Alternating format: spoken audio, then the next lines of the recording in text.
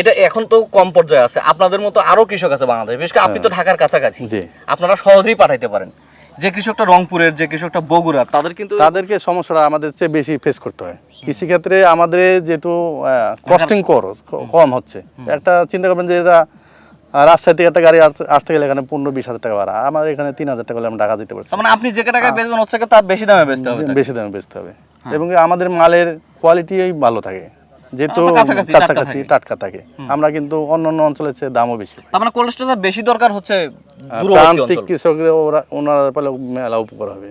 আরেকটা কৃষক সমিতি যে এর মাধ্যমে গড়ে উঠছে, এটার থেকে আপনারা উপকার পাচ্ছেন না? পারস্পরিক কথাবার্তা, সবার সাথে সম্পর্ক আছে, সবার মোবাইল নাম্বার আছে, যাদের কাছে আমার যোগাযোগ ছিল না, কাজে লাগতেছে, অবশ্যই কাজে লাগতেছে। এটা কমিউনিটি হয়ে গেছে, এর আলোচনা হয় কে কি চাষ করবে। আমি মনে করেন যে লাভ করতেছি, আরেকজন বলতেছে আমি তো লাভ করতেছি, তাহলে তুমি ই করো, জালি লাগাই দাও, আমার কাছে ভালো বীজ আছে, এটা নিয়ে লাগাও।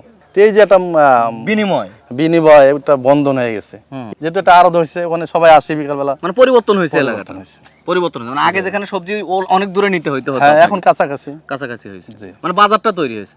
এবং কৃষকের মূল টার্গেটই তো থাকে বাজার, আর মূল টার্গেট বাজার। আবার দ্বিতীয়ত একটা মানে আস্থার জায়গা হয়েছে কোনটা, যে আমি যদি বিক্রি না করতে পারি, আমার দামে বললো না, বিক্রি করতে পারলাম না, আমি রেখে দিলাম, কালকে আমি ঠিকই 10 টাকা বিক্রি করতে পারবো। কোল্ড স্টোরেজ যাত্রাটা উপলক্ষ দরকার হলো কৃষকদের ঐক্য। হ্যাঁ, এটা মনোবল অবশ্যই।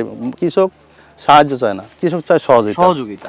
আমাদের সাহায্য দরকার নেই যে আমাদেরকে এমনিতে দিবেন, আমি দাঁড়াবো তাহলে। হ্যাঁ, আপনি একটু সহযোগিতা করবেন, সাপোর্ট। আমাদের এখন সারে অনেক সময় সমস্যা হয়, এই বিভিন্ন ধরনের কীটনাশক আমাদের সমস্যা। এটা যদি সরকার কেয়ার নেয় যে না, ভালো জিনিসগুলো কৃষকের কাছে যাক, আমি যেটা মানসম্মত জিনিসটা যেন ব্যবহার করতে পারি, আমি যেন এক খরচেই আমার জিনিসটা হয়, দাম বেশি হোক, যদি আমার 50 টাকা বেশি যায় সেক্ষেত্রে সমস্যা নেই, কিন্তু মানসম্মত জিনিসটা যেন কৃষক পায়। দর্শক, আমরা কথা বললাম মেদুলিয়া গ্রাম সিংগাইর মানিকগঞ্জের শরীফুল ইসলামের সাথে।